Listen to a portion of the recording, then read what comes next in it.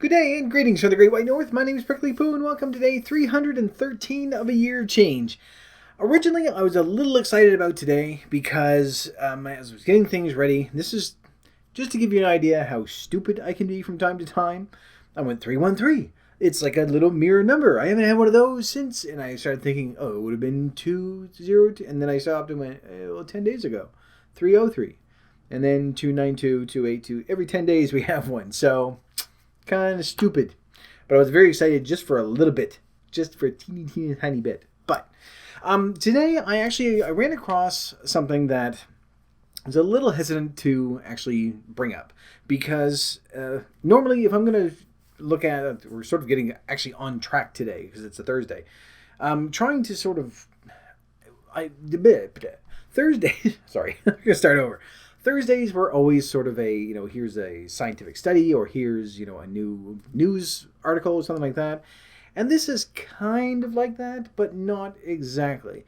It's more of an editorial or an opinion piece, something along those lines, but not really an opinion.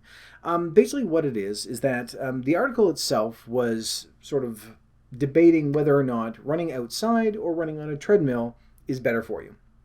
So they just sort of go back and forth, and it wasn't really a scientific article, a sciencey article. But there are two links that I won't put the actual article in the description below, but I will put two links down there to two studies that were done while we're talking about this. That you can go up, you can reference those. Those I'm comfortable with putting up.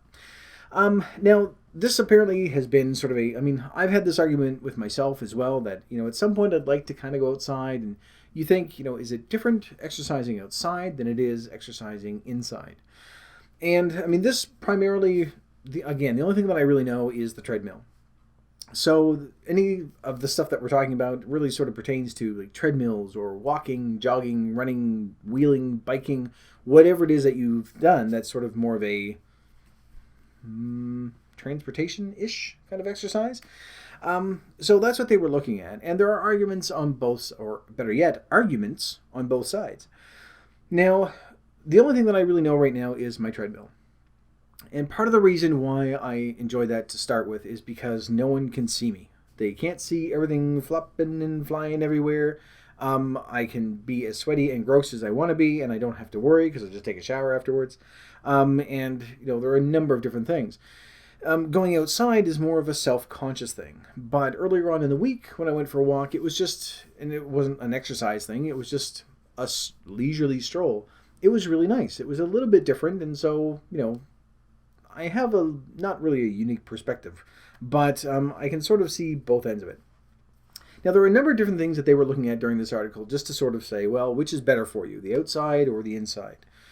And we'll start with energy, because that's going to be the first thing that actually, one of the links down below.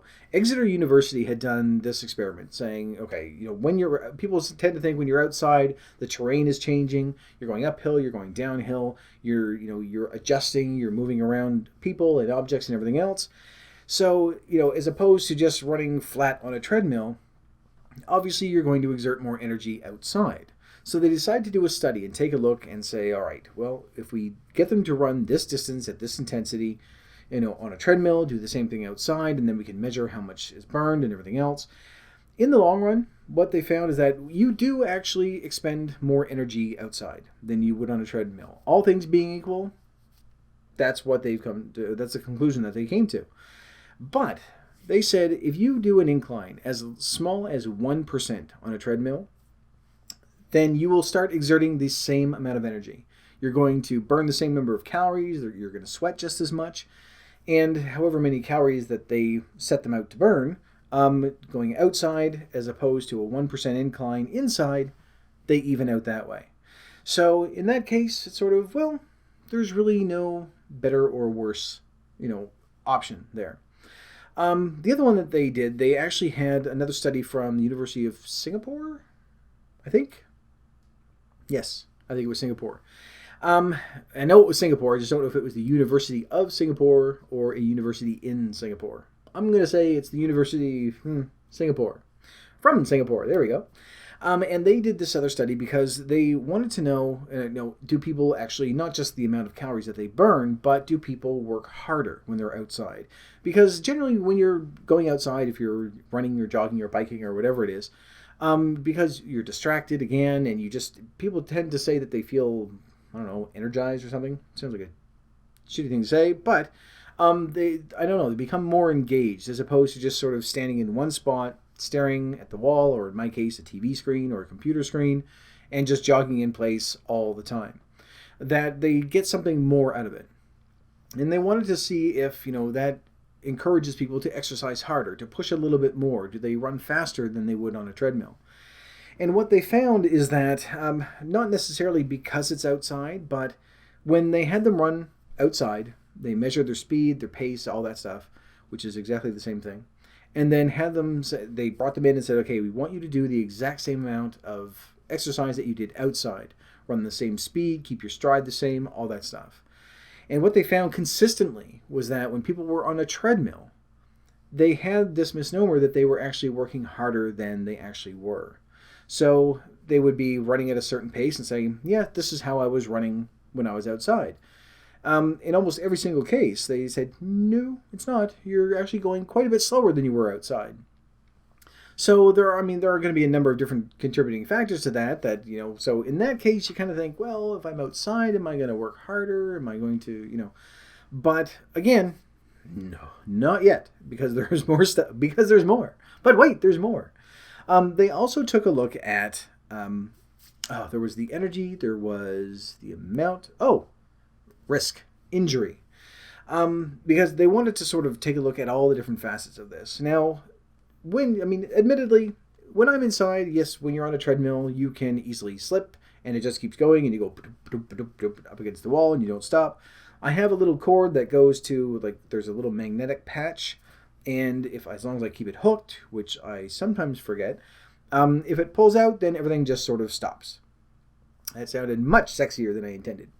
But the treadmill just shuts down, and half the time that's because I'm not paying attention and I step off, and then I have to start everything all over again. So there isn't really any risk there. When you're outside, granted, you don't run that risk. You don't run the risk of, there's the repetitive motion as well.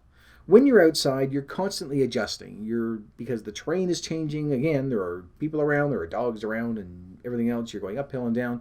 Your body is constantly adjusting just to sort of keep you straight. So wherever you're putting your foot down, the next step you take is not going to be on the exact same flat ground. So your body is constantly making little tiny adjustments. So it's a little bit of a preventative thing, so that just like carpal tunnel syndrome or anything else, you're not doing the exact same repetitive task every single time. Because when you're running for 5 kilometers, that's like 2,500 steps, somewhere around there, I think. Anyway, my math may be completely off, but so that's 2,500 steps in the exact same spot every single time. So you do run the risk of that repetitive stress injury, I guess. And there's another term for it, and I can't remember what it is. It's like prolonged or extended repetitive something or other. So there is that risk because you're just doing the exact same thing. There's no variation. And even if you're on an incline, that's not moving. You're stepping on a belt that's this thin. So, there's not a lot of variety there. When you're outside, of course, you have that. Your body sort of adjusts back and forth, so you don't really run the risk of that. However, you also run the risk of getting attacked by a dog or getting hit by a car or walking into a tree. So there are risks on both sides of that. Now, again, I don't really run the risk of being hit by a car when I'm on my treadmill. If I do, bravo to whoever, because you know what? If that's a way to go, inside your house and you still get hit by a car, then let's face it, God wants you to die. But you don't really run a big risk. There's a risk of injury, but nothing really super, super serious. Same thing really with outside as well. So when we take everything into account, when you're looking at, okay, well, there's the risk of injury or, slipping outside, you could literally slip on a banana peel outside, which you don't run into here, but you can, trip on your treadmill and get smushed up against the wall and then have all your skin burned off because your treadmill doesn't turn off. The amount of energy that you expend, that you're burning more when you're outside, or you can increase the incline.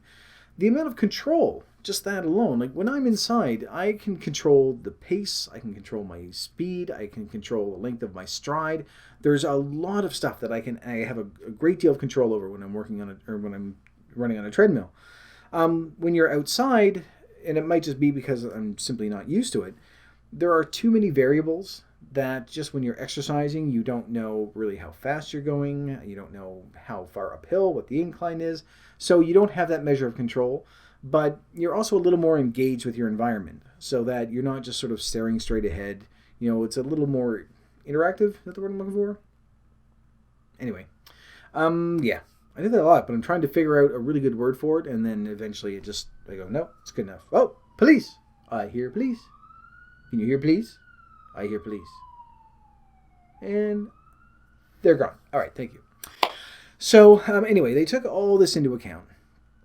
And really what the end result is, isn't really one is better than the other. It's really a matter of which one are you going to stick with. And for me right now, that's the treadmill. I enjoyed going out the other night, going for a walk that way, and ideally when I get down to a weight where I'm not going to be embarrassed to be seen out in public, then I probably will start going outside a little bit more, especially in the springtime when it starts being a little bit warmer. But it's really, they say that, the one that you're going to stick with, that's the one that you should be doing, especially when we're just sort of starting out like we are. And it's not just the treadmill or outside, it's just exercise in general. And we've sort of tried to foster that when we first started doing this, that it doesn't matter what the exercise is, as long as it's something that gets you active and gets you moving more than we were before, so that we aren't just coming home and sitting on the couch and watching TV and then eating and going to bed and getting up and doing the whole thing all over again. So whatever it is that you've decided to do, as long as it's something that you not even necessarily enjoy doing, but something that you can stick with and something that you can adapt to, something that you'll be able to change up when you want and say, I want to add something new into here, so that, like, for me, I was able to increase the incline, or I'm able to increase the speed so that, there's still that control. There's a definitive measurement that I can make that, I can say, okay, I can see the improvement. And whether it's, going swimming or lifting weights or whatever it is that you decide to do, you can do that. But as long as it's something that you can look at and say, I could do this for an extended period of time, just in general, not like, 5 hours. But when you say, I can do this for 15 minutes or half an hour or an hour every 2 or 3 days, and then you gradually start increasing that. If it's something that you can look at and say, I'm going to be able to do this for a very long time. For the next 6 months, this is going to be my thing because it's enough that I feel better when I'm done, or I just enjoy the activity itself. And maybe you are an outside person. Maybe you're someone that, goes, no, I want to start by jogging outside or going for a swim or, parallel bars or pommel horse or any of the other, pick something. It doesn't matter what it is. As long as it's something that, again, just like our diet, when we started looking at the different foods that we were eating and trying to, sort of cut out some of the sugar and the fat and all the bad stuff and just add more good stuff, it wasn't a matter of saying, well, we need to stop eating this and stop eating that. It was something that, can this be sustainable? Is this something that we can keep up for the rest of our lives? And I think we've done that with the food. Now we need to do the same thing with the exercise. So, the article itself, it's not something that I think, it's a science article, I'm going to put it in there. Because it really was sort of more of a, there's this one study and another study, and here's what I think is really what the article ended up being. So I'm not really comfortable putting that in there, but I will put those 2 studies in there so that you can go in and see that. The Exeter one about how many calories are burned compared, outside to inside. And then the speed thing, which is actually just sort of more of a curiosity than anything else, that they feel that they're running faster when they're on a treadmill than they were outside. So, and there's the whole, is it that, they're actually exerting more energy when they're outside, but they don't feel it, or is it more efficient? So, a number of different things. But I will put those 2 down in the description below so that you can go in and you can take a look at those. But the actual article itself, it's more of a fluff piece than anything else, with a couple of sciencey things thrown in there. But I do think that it was something that, I thought was pertinent to what we're trying to do, because really where we're just starting out, we don't know what we're doing. So we don't have the ability to say, well, science says to do this and this and this on absolutely everything. We can do as much research as we want. We can try to educate ourselves properly. But at the end of the day, if you look at something and say, this is the one exercise that's going to make me lose weight, but if you absolutely hate it, if it's not something you're going to be able to sustain for a long period of time, something that you're not going to stick with over the next few months, then what's the point? I would much rather do something that I enjoy doing and be able to say, yeah, I can see myself doing this, for the next year, instead of finding something that I absolutely hate and say, yeah, but I only need to do it for 2 or 3 months. Because we simply aren't going to stick with it. The same thing with food as it is with exercise. We need something that is going to be able to take us past this first year and continue on to something that we're going to be able to do for the rest of our lives. And it doesn't have to be super intense. It doesn't have to be 5 days a week. It can be once or twice a week. As long as it's something that we're getting out, we're just doing something more than just sitting on the couch and watching TV and stuffing our faces like we've done for such a long time before. But I just thought it was interesting. It was a nice little piece. It was sort of a nice companion piece to what we've been trying to do over the past couple of weeks.